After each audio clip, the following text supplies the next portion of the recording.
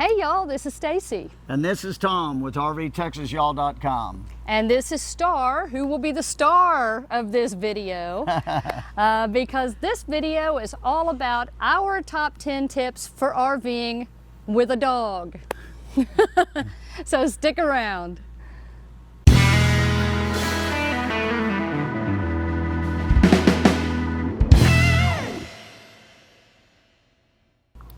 Well, as everybody knows, one of the best things about RVing is bringing your animals with you. No doubt about it. And I mean, we love the fact that when we travel wherever we go, we can have Star with us. And we carry our kitty Lilo too, but that'll be another video. That's a whole different thing, RVing with cats. But one of the things that, people ask us all the time, well, how do you transition your dog into being comfortable in traveling in an RV? And I think one of the best things that's helped Star and also helped our dog Sally that we had before was bringing stuff from home to make them feel like they have their things with them. We carry her bed with us, we carry some of her toys with us so that she feels like she has some of her things that she's used to having around her, and it makes it feel more like home, I think, to her. Yeah, absolutely. You want to try to keep her in as much routine as she's used to. Yes. Okay, now another tip that we always use is we have a special food bowl container that we bring Star's food in, and it has a place on top for food and water. You've got her attention, by the way. Yeah, I bet I do. This is tough on her. And inside is her food, so it stores. And we carry the scoops, so we know how much to feed her, so we're consistent with her diet. So, and that keeps it fresh too, so we always like that. And then we always have a separate, yes, this has a place you could put water. For a big dog, it's not a whole lot, and it just really makes a mess for her. But we can put water in that, but we also keep a separate water bowl, and we like this one because it's like stainless steel, it's easy to clean, and we can keep it outside with us when she's outside, and it's very stable with the rubber bottom. So we like it a lot. It's great for traveling. We really don't like to keep the food outside, so we normally keep that, in the RV. We don't want any critters or anything being able to get into the Ants food. and things like that. Yeah. And usually when if we go for a hike or something like that, we'll put her water inside, one, to keep it cool and out of the sun as the sun shifts, but also so we don't have birds coming and bathing in it and things like that. So keeps it clean for her.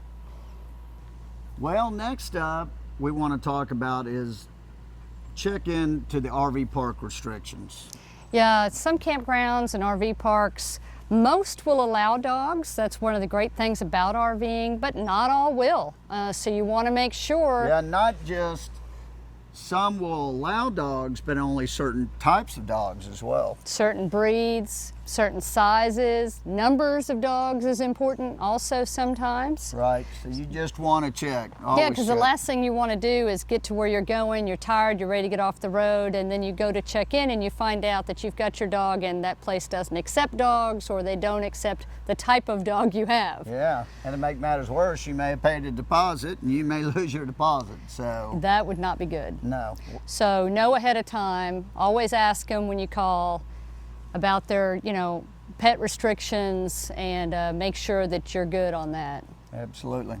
And then, a lot of times parks too, you want to have your pets' shot records and their medical records with you, because we've never been asked, but a lot of park websites will say they require those. So if you get asked, you need to be able to show that your pet is current on all their vaccinations. It's also good too, though, if something happens and you have a medical emergency with your dog, you need to be able to show the vet that's in the area what their medical history is. Or let's say a dog got loose in the campground or something, and your dog bit their dog or whatever. It would always be best to have the records. Also, when you're going from, maybe going into Mexico, or if you're in the U.S. going into Canada, they're going to require those, the paperwork as well. That's right. And along with that, you want to make sure your dog is obviously current on everything, including their heartworm, their flea and tick medications, especially when you're going to be around other dogs in dog parks, or if you are in a state park or somewhere where there's a natural area, you want to make sure that they're protected from fleas and ticks and mosquitoes and those types of things. And we always, even though Star is on all that medication, we always make sure every night we do a tick check with her just to make sure she hasn't picked up something along that day. And even that paid off last night, didn't it? Last night I was doing our tick check and checking her all around, and I just feel everywhere on her, and between her toes was a tick. So, you know, you can get it ahead of time and make sure that it's not going to hopefully make her sick. And so on top of that medication, you don't want to assume that that's going to totally protect them. You always want to make sure, you know, and check them every night, or we do anyway, before we go to bed. Because you don't want that stuff hanging out in your RV either. That's for sure. Another tip we thought we would talk about is try to minimize the amount of room that your animal has to roam or your dog has to roam when you're out and not in the RV. So one thing we do is we can close off our bedroom. Right, so if we have to leave to go somewhere, like if we're going on a bike ride and we can't take Star with us, we leave her in the RV with the air conditioners running, but we know, at least as she's been kind of getting used to being in the RV, it's good to minimize the amount of space that we have. So the only way we can do that in ours is to close off the bedroom. So she has the front part of the RV that she can relax in, and we'll leave her down some water, and you know, she can relax and just hang out while we go and bike ride or explore a town or whatever. For us, it's a good double purpose thing too, because we have a kitty, so the kitty stays in the bedroom and there's some separation between the two. They get along great, but it's just good to have some separation while we're not around. It's like two siblings, they also need their own space. That's right. And then of course if you have some old blankets or sheets or whatever, you might want to cover up the couch or, you know, some of the chairs. Sometimes that's not a big deal, but with ours, she's 75 pounds and she likes to sit. We'll come home and she'll be sitting in a chair looking out the window at us. So that, or she's on the dash looking outside the window. We're breaking her. We're working on that. Yeah, that's not her best habit. But yes, we have a 75-pound dog that likes to sit on the motorhome dashboard and look out the window. So yeah, we are working on breaking her of that. Yeah. So yeah, you can leave your dog obviously unattended, locked in the RV with the air conditionings and everything, making sure that they're comfortable. But when you're in a campground or RV park, you don't want to leave your dog unattended outside, even for a little while. Even if they're tethered. It's a disaster waiting to happen. A lot of campgrounds and RV parks, if not all of them, have rules against it actually. And if the park ranger or a host or someone who's working at the park or resort comes by and sees your dog outside, you could be asked to leave potentially. So you don't want to go there. It's also safer for the dog. You might have other dogs in the area, you might have wildlife in the area that they're not accustomed to or that might not be too friendly to them. People, you know, walking by, they may get nervous, you know, being in a different environment and not having you right with them. So it's just always best, even if you don't see it as a written rule, don't leave your dog unattended outside. Yeah, we kind of bounce in and out, like if I'm cooking and if I need cooking outside and I need to go in and get something, and Stacy was working on something in the RV, then she'll usually bounce out as I go in and do it. So I mean, yes, there's times where you may have a few seconds here and there, but you try not to leave them out there at all if you can, because they're much safer with you being with them. That's for sure. So one of Star's favorite part of camping is actually one of ours, and that's getting out and exploring and walking and hiking, and she loves to do it. But you always got to be mindful of their feet. You know, we're always wearing shoes. Yeah, absolutely. So, you know, we don't feel the rocks and the heat of the asphalt and things like that. So our old dog Sally ended up with some bruised paws on one trip because she was walking on a very rough surface and we didn't even think about it. And so after that, we've always been mindful to try to keep her in the shade, not on hot concrete, in the grass or the dirt, you know, more smooth surfaces as much as possible. Yeah, and cooler surfaces. Cooler surfaces, very important, because a dog's pads will burn. Yep. And they'll bruise. So you want to be mindful of that. You also want to remember to always be prepared, because your dog, it takes Star sometimes a little while to adjust when she's in a different environment. Right. And so if you're going to a different campground or an RV park, she doesn't always go to the restroom as timely as she does at home in her own yard. Yeah, but with that, you want to make sure you're prepared just in case. Yes, so always make sure to carry bags with you. Yep. So you're always prepared to clean up after your pet. No matter where you are, you want to be ready for that, because you never know when they're going to have to go, and when they got to go, they got to go. That's right, and you always want to clean up after your pets. Yes, for sure. that's right. And so, you know, the other thing I'd say is, you know, when you're out hiking, they always tell you bring some water. You want to make sure that you're hydrated, and the same works for your dog. You know, you might forget that they're, you know, along for the ride, they're walking just as far as you are on shorter legs. Right. And they're covered in fur. So there's a lot of different ways you can do that. They make a collapsible water bowl that you can just fold up and carry with you and put water in it when you're ready. They make little attachments that you can put on the end of a water bottle, and they can just lick off the end of the bottle, and it's like a little ball, and they can get water that way. Or you can just do like we've done with Star. This is the way she really prefers it. Come here, baby. And we just have a bottle that's just for her, and we just pour a little into our hands, and she can get water that way. And that works out great for her. Keeps her hydrated. Yep, she likes it. You can see. And we've been hydrating her today, I promise. She will sit here for as long as we will pour the water, even if she's just drank an entire bowl of water, because she loves to drink out. She feels like she's a person, I think, when she's drinking out of a water bottle. I like to put some on her head too. She doesn't mind that. It cools her off. Yep. But just things to keep in mind. So protect their paws, keep them hydrated, and always be prepared, you know, to clean up their mess. Yeah, because their systems can be a little off sometimes when they're in a different environment. Yep. So obviously when you are walking around an RV park or a campground, you've got your dog on the leash. And it's usually a requirement is a 6-foot or shorter leash in most parks and campgrounds, so that you've got better control of your dog. But when you're at your campsite, you don't want to be holding on to him the whole time. So you can get these leads.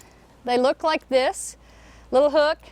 They also, you can get them with a corkscrew that you can put into the ground as a stabilizing.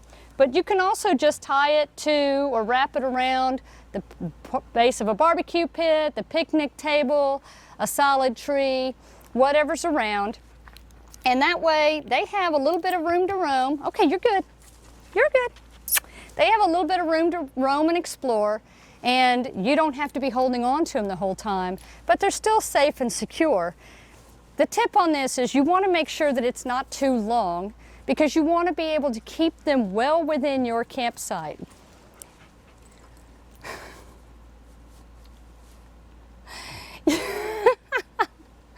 She found a nice, cool spot. You don't want them to be able to get to the road where there's traffic. You don't want them to be able to get to where there are other dogs walking by or people walking by, because that's just not good. You know, we've been in some places where they had their dog on a lead that was too long, and the dog came running out to meet Star, and it was in the middle, it was dark, it was like, you know, 9 o'clock at night, and it scared all of us because we weren't expecting all of a sudden there to be a dog meeting us in the road, and the dog was on a lead, but the lead was just too long for the space that they had. So if you're in a smaller space, make sure you shorten it up a little bit so they still have room to move, but they're not in danger of reaching out outside of your camping area. Well, last but not least, we want to say with your dog, please be respectful of others. It's so much fun to have them along, but you also got to understand that not everybody around you is going to be a dog fan. Some people are going to be afraid of dogs. Some people are going to have kids that maybe want to get too close to the dog and don't understand the dog, don't know the dog. And there's going to be dogs that, you know, they get very excited to be out and camping, and they bark at everybody and everything and every limb that moves and every tree that blows. Well, even if you are a dog person and you love dogs, you certainly don't want a neighbor that has a dog that just keeps barking. I mean, we all love camping and we all like going out, but the last thing we want to do is just sit there and hear dogs bark. That is not, even dog lovers don't love that. and so even like with Star, and that's part of making sure you're outside with them at all times, is when they start to bark, just calm them down. You know, try to stop them from barking. They're going to bark from time to time. That's no big deal. But the constant barking, and we all know who that is and what that is and what it's like. And that's all we're saying is just try to keep them as quiet as possible. You want to have a good time, you want them to have a good time, and you want all your neighbors to have a good time on their trips. You don't want to be known as the folks who woke up the whole campground, you know, with your dog going crazy at 11 o'clock at night or something like that, you know. Absolutely. So just things to keep in mind. Good dog etiquette anywhere else is good dog etiquette on the road. Right. So always know your dog. Yep.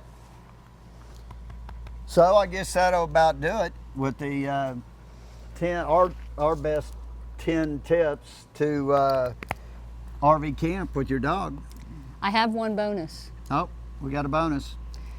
When you're out and about at some of these campgrounds, you may have sticker burrs. Oh yeah, we have them here in Texas big time, certain times of year. And always check your dog's feet.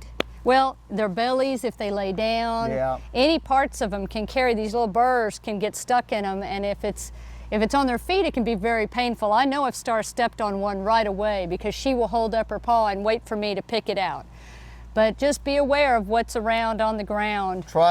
Try to get them out before they go back into the RV, because if you don't, that's going to be double trouble, because then when they come off their feet sometimes they end up in yours. That's right. Then you end up stepping on it, and believe me, you're going to remember that. Exactly. Yeah. So bonus tip. Yep. Watch out for the sticker burrs. Be aware. Another thing to check your dog for, you know, occasionally and as they come into your RV. Yep.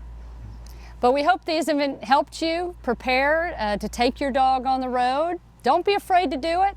Star loves it. Our dog Sally that we had before loved it. She was an older dog when we started taking her camping. Absolutely one of the best reasons why people RV to begin with. It's great to have these little furry ones with us. Yep. So if you have any questions, leave them in the comments. If you have any other tips for folks that you'd like to share, we'd love to hear them. Please leave them in the comments also. Visit our website, rvtexasyall.com, for more tips about traveling in the RV and also around the state of Texas. Subscribe so you'll see more of our videos. And if you want to get a notification on when the videos are coming out, you can click on the little bell. Yep. And you'll get a notification when we post a new video. We're on all the social media. Facebook, Twitter, Instagram, Pinterest, Snapchat, Our Village. Our Village, yeah. Google Plus, at RV Texas Y'all. We're easy to find, so we look forward to hearing from you. Until next time, safe travels and happy camping. Bye, y'all. Bye. Say bye, Star. Say bye, Star. Say bye, Star. Say bye, Star. Say bye.